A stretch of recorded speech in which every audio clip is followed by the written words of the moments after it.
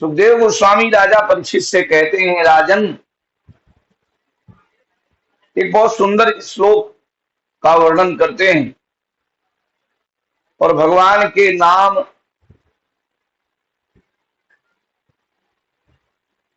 की महिमा का वर्णन करते हैं। कहते हैं, समाश्रिता ये पद पल्लवम महत्पदम पुण्डयशो मुरारियः भवान् बुधिवस्य पदम परम पदम पदम पदम यत् विपदां न तेषाम् समाश्रिताये पद पल्लव प्लवम्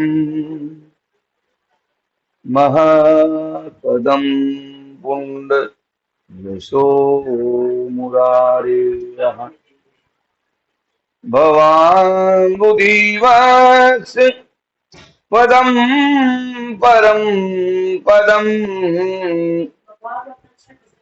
पदं पदं यत् विपदां न तेषाम्। समझिएगा, श्री सुखदेव गोस्वामी जी क्या कह रहे हैं। दृश्य जगत के आश्रय एवं मुर राक्षस के शत्रु भगवान मुरारी के नाम से प्रसिद्ध है और भगवान के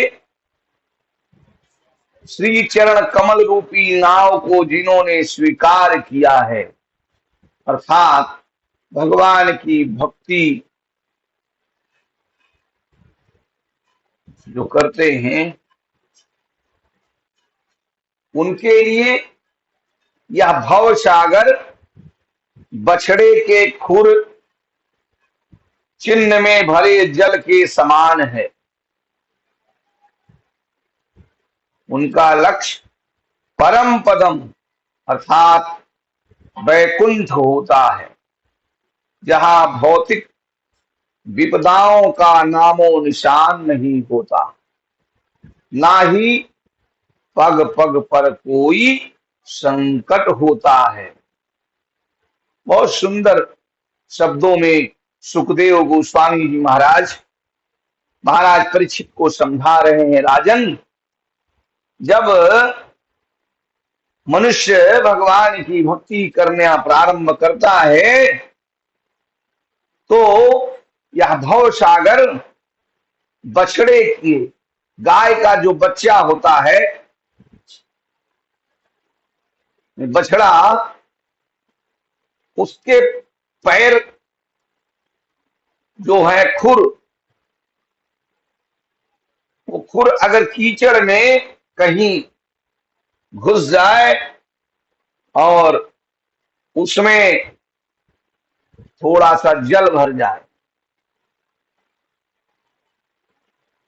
और उसको कोई कहे कि आप इसको डांक जाओ, कोई भी व्यक्ति बड़े आसानी से डांक सकता है। सुखदेव गोस्वामी कहते हैं कि भगवान की भक्ति, भगवान के श्री चरणों में जिसको प्रीति हो जाती है, भगवान उसके लिए भवसागर को गाय के बछड़े के खुर के समान छोटा कर देते हैं।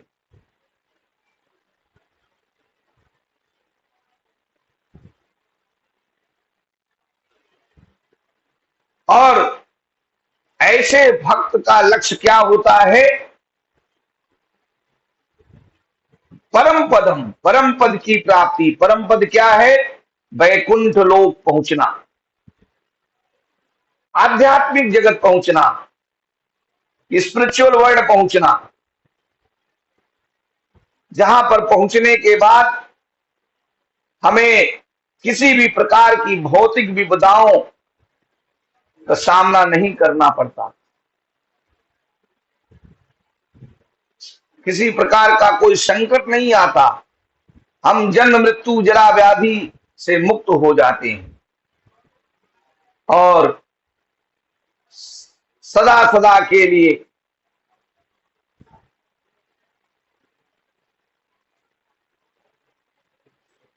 जन्म मृत्यु के चक्र से मुक्त होकर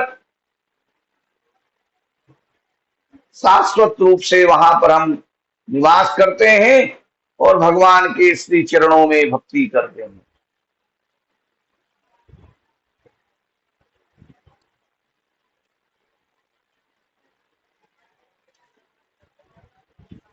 यहां पर श्रील श्रीधर स्वामी ने एक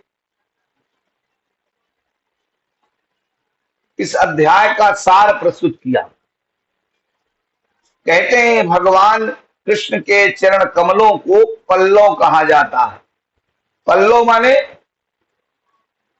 किसी वृक्ष का एकदम नरम वाला जो पत्ता होता है, क्योंकि वे अत्यंत कोमल और गुलाबी रंग के होते हैं।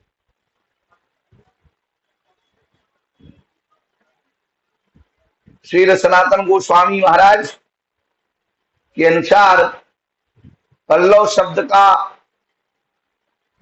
अर्थ है भगवान श्री कृष्ण के चरण कमल कल्प वृक्ष के समान है, जो भगवान के शुद्ध भक्तों की सारी इच्छाओं को पूरा करने वाले हैं।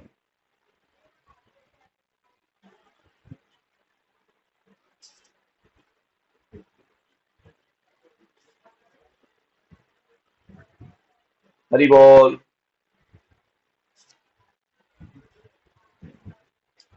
बहुत सुंदर। हरे कृष्णा।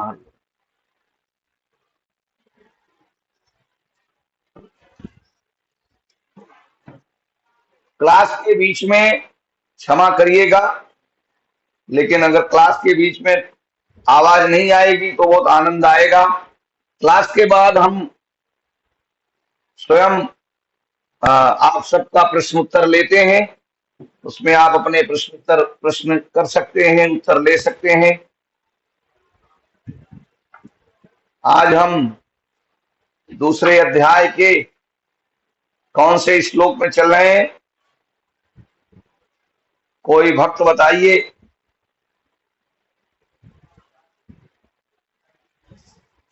जो रहे हो बताइए।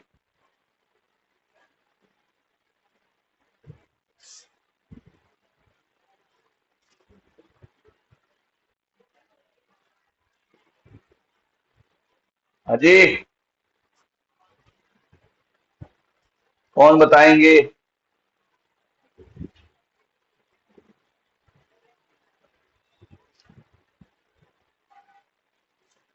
किसी को याद नहीं है?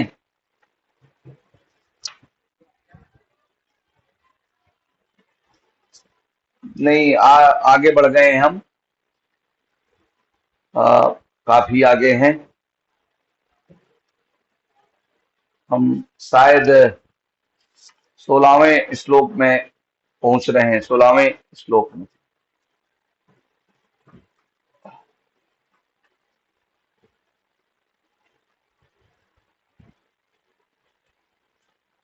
हाँ, 16वें श्लोक में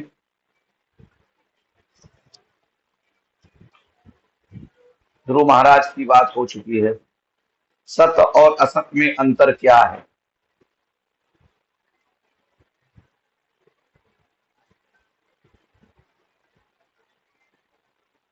सत और असत में अंतर क्या है? देखिए, मैं बार बार आप सबसे कहता हूं कि आप लोग बड़े भाग्यशाली हैं,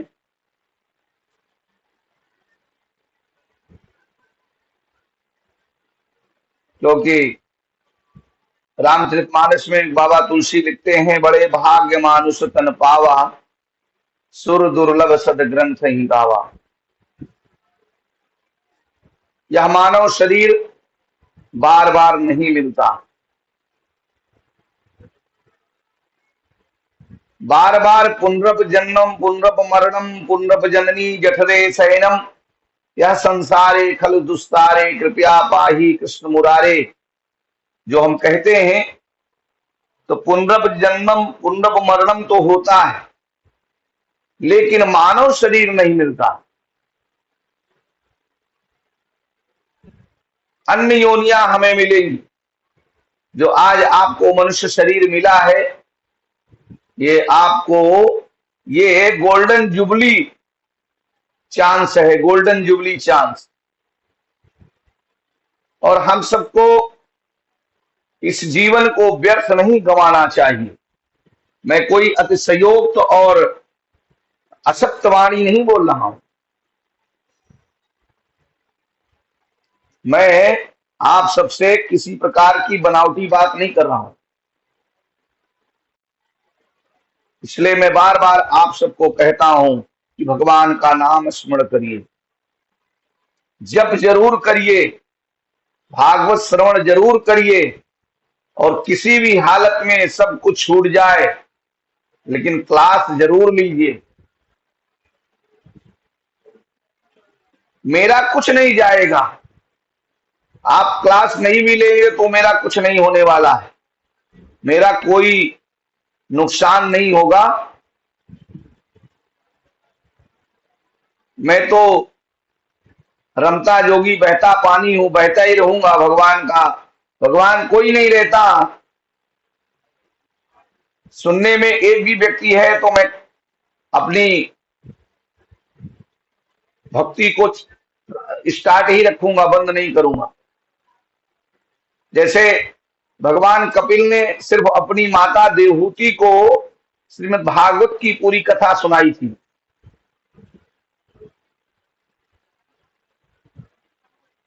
केवल अपनी माता को भगवान कपिल ने केवल अपनी माता को श्रीमद् भागवत की कथा सुनाई थी। और मैं तो, कोई श्रोता नहीं रहेगा तो मैं अपने भगवान निमाई निताई को जो है नित्यानंद जी और गौरांग महाप्रभु को कथा सुनाता हूं। अब आप सबको अमृत बरस रहा है, चाहे तो आप गिलास में रोक लीजिए, चाहे तो बकेट में रोकिए या ड्रम में ले लीजिए, या नहीं इच्छा है तो मत लीजिए। इस संसार का आनंद लीजिए, खूब इस आनंद, इस संसार में रह के इंद्रियों का भोग करिए, इंद्रिय सुख लीजिए। इंद्रिय सुख लेकर के तृप्त हो जाइए। फिर जब बुढ़ापा आएगा तो भजन कर लीजिएगा। अब फिर नहीं भी करेंगे तो क्या फर्क पड़ता है? सही बात है कि नहीं? अगर हम लोग ना करें तो क्या बुरा है?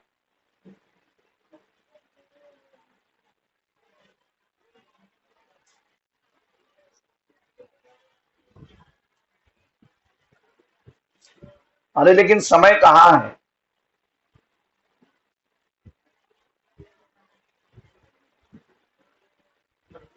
अरे मानव का शरीर मिला है, खूब इंद्रिय सुख ले लेना चाहिए, फिर थोड़ी मिलेगा। सही बात है कि नहीं राहुल प्रभु?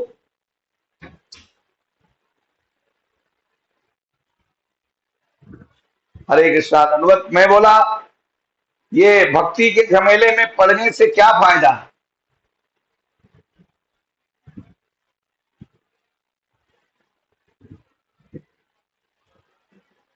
अरे लेकिन आनंद तो ले रहे हैं ना।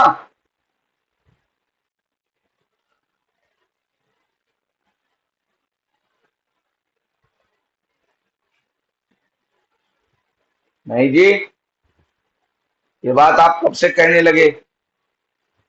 दुनिया में हम आए हैं तो आनंद करेंगे। भगवान ने आखिर किसके लिए जन्म दे दिया है? हाँ, हाँ, हाँ,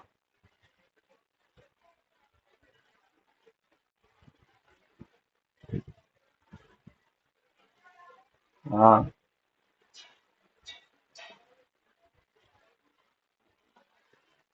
अरे संसार के लोग इतना आनंद कर रहे हैं और आप जबरदस्ती आनंद से दूर भाग रहे हैं।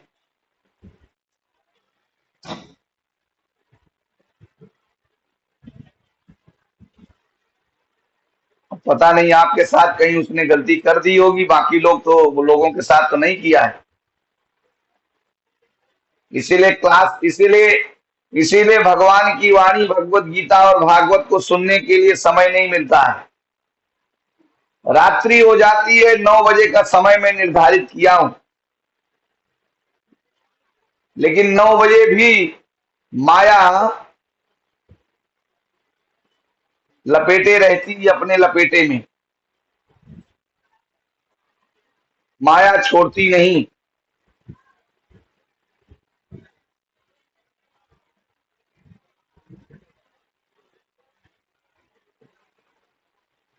वही मैंने कहा कि भाई अगर आप लोग कोई नहीं भी लेता है तो मुझे दुख नहीं होता है, क्योंकि कृष्ण नहीं चाह रहे हैं तो मैं क्या करूं। कृष्ण की इच्छा नहीं है, तो इसीलिए आपको जो है माया के चंगुल में लपेट के रख दिए हैं, है ना।